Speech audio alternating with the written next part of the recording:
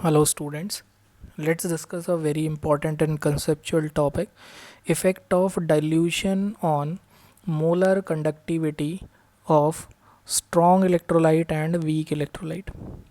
इस क्वेश्चन को समझने के लिए मैं आपको बोलूँगा बहुत ही ध्यान से। ये हमारे पास तीन बीकर हैं, ए, बी एंड सी, इन्हें ध्यान से देखिए।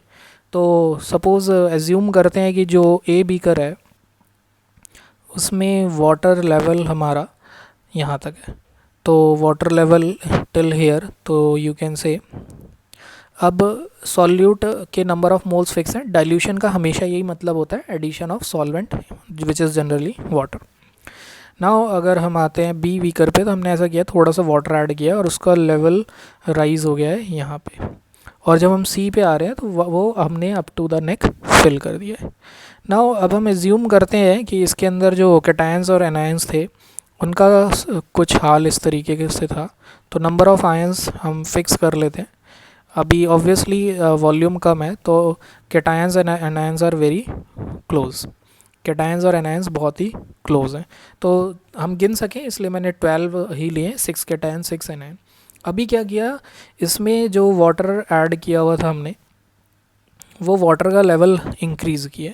ठीक है, तो अभी इनिशियली यू कैन से कि ये वाटर लेवल था, अब उसको इंक्रीज़ किया, थोड़ा सा वाटर ऐड किया, तो आपको समझ आ रहा है वाटर लेवल राइज हो गया। अब आप देखिए कि कैटायन और एनायन का जो अरेंजमेंट होगा वो कुछ इस तरीके से होगा कि you have to write draw, you can say कि आप 6 कैटायंस ड्रॉ कर लीजिए एंड यू कैन से, तो 1 2 3 4 5 एंड 6 एंड 6 एनायंस ड्रॉ कर लीजिए, 1 2 3 4 5। थोड़ा बहुत आपको क्लोज इसलिए भी लग रहे होंगे क्योंकि मैंने थोड़ा साइज़ भी बढ़ा दिया कैटायन का ड्रॉ करने में, थोड़ा सा ड्राइंग एरर है, इसे आप एडजस्ट कर लेना। तो अब आप देखिए यहाँ पे एज़ कम्पेयर टू ओए कैटायंस और एनायंस थोड़े से दूर हो गए। अब हम मूव करते हैं नेक्स्ट केस में। इस केस में अगर हम कैटायन और एनायन को इंक्रीज़ करने की वो ऐड करने की कोशिश करें, तो we have approximately you can say 6 cations and 6 anions, तो 1 2 3 4 5 and you can take anywhere 6। अब ये क्लियरली हमें समझ आ रहा है कि जैसे जैसे डाइल्यूशन हो रहा है, नंबर ऑफ़ आयंस जो हैं वो सेम होने की वजह से, क्योंकि dilution is just addition of solvent, cations and anions की का डिस्टेंस इंक्रीज़ होता जा रहा है। मींस अगर हम बात करें इंटर आयनिक अट्रैक्शन की, let us discuss inter ionic attraction. तो अगर हम इंटर आयनिक अट्रैक्शन का बात करते हैं, तो inter ionic attraction means cation और एनायन के बीच में अट्रैक्शन सबसे ज़्यादा क्यों किस में होगा? तीनों में सॉल्वेंट सेम है, वाटर, कैटायन एनायन का नंबर सेम है, तो inter ionic attraction coulomb force होगा inversely proportional to square of distance. किस डिस्टेंस जितना दूर होगा अट्रैक्शन उतना कम। तो हम ईजिली बता सकते हैं कि इंटर आयनिक अट्रैक्शन सबसे ज़्यादा ए में होगा, फिर बी, फिर सी। नाउ अब हम अगर बात करें मोबिलिटी कि किस में कैटायन और एनायन का मूवमेंट सबसे ज़्यादा होगा, तो वी कैन ईजिली से कि सबसे ज़्यादा कैटायन और एनायन मूव करेंगे सी में, उससे कम बी एंड लीस्ट होंगे ए में, अगर हम इसमें इलेक्ट्रिक फील्ड अप्लाई करते हैं इलेक्ट्रोड्स को डिप करके। तो वी नो दैट कि मोबिलिटी के को ही डायरेक्टली प्रोपोर्शनल होता है electrolytic conduction. Electrolytic conduction means ability to carry current. तो सबसे ज़्यादा इलेक्ट्रोलिटिक कंडक्शन क्या हो रहा है? सी में है, उसके बाद बी, फिर ए। तो this point is very important. तो हम आपको बोलेंगे कि आप इस चीज़ को समझिए कि ये पॉइंट हमारा जो है ए बी सी की सबसे ज़्यादा है। तो हम बोलेंगे कि जैसे जैसे डाइल्यूशन किया इलेक्ट्रोलिटिक कंडक्शन इंक्रीज़ हुआ, क्यों? क्योंकि इंटर आयनिक अट्रैक्शन डिक्रीज़ हुआ। तो ये हुआ है किसके साथ? स्ट्रॉन्ग इलेक्ट्रोलाइट के साथ। नाउ वीक इलेक्ट्रोलाइट के केस में भी यही होने वाला है, बट वीक इलेक्ट्रोलाइट में जो एक पॉइंट और वर्क करता है वीक इलेक्ट्रोलाइट में, वो वर्क करता है कि अभी थोड़ा सा एक फॉर्मूला लिख देते हैं। तो 11th क्लास में हमने फार्मूला पढ़ा है, आई होप मैं थोड़ा सा रिवाइज भी करवा देता हूँ, ये मानते हुए कि जस्ट थोड़ा सा टाइम हो गया तो आप रिकॉल नहीं कर पा रहे। तो वीक इलेक्ट्रोलाइट का एक बहुत ही कॉमन एग्जांपल हमेशा हमने 11th इक्विलिब्रियम चैप्टर में लिया है, acetic acid is in aqua solution में इक्विलिब्रियम में होता है CH3CO नेगेटिव H पॉजिटिव में। उसका डेरिवेशन सीधे फॉर्मूला लिख देते हैं कि Ka is equal to C alpha square आता है। फिर यहाँ पे हमें ये एक इन्फॉर्मेशन होनी चाहिए हमारे पास कि जो Ka है ये एसिडिक कांस्टेंट है, ये सिर्फ टेम्परेचर के साथ चेंज होता है। Means C into alpha square का प्रोडक्ट हमेशा कांस्टेंट रहने वाला है।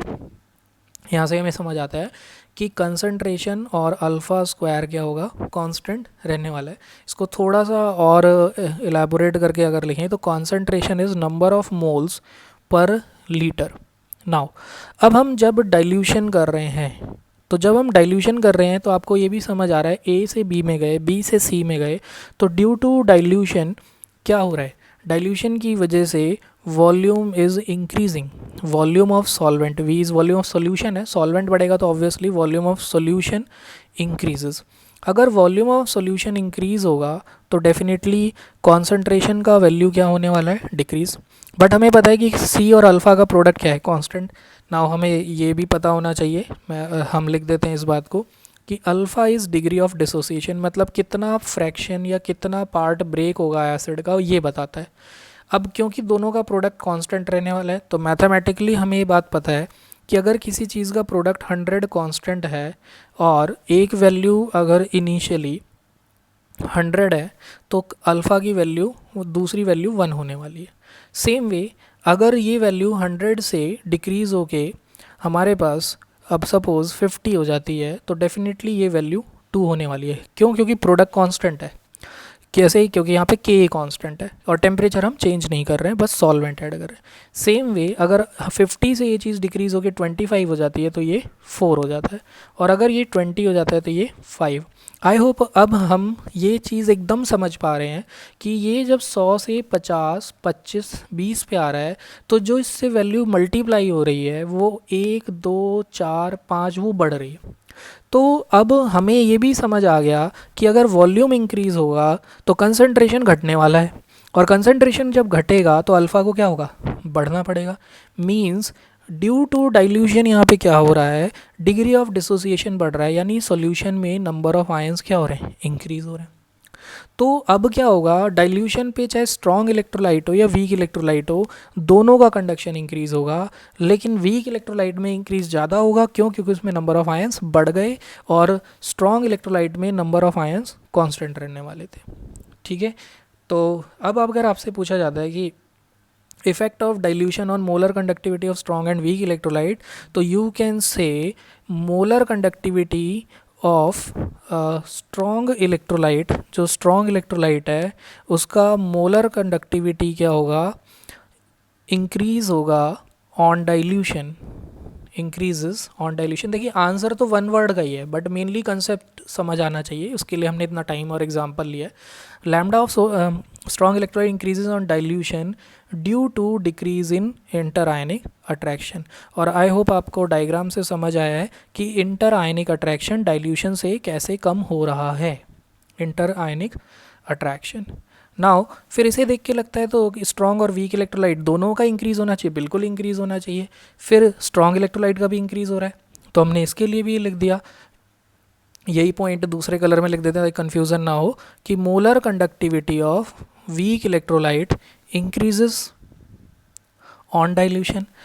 रीज़न बट अब इसका चेंज है, रीज़न क्या है, ऑन डाइल्यूशन क्यों इंक्रीज़ हो रहा है, due to increase in degree of dissociation.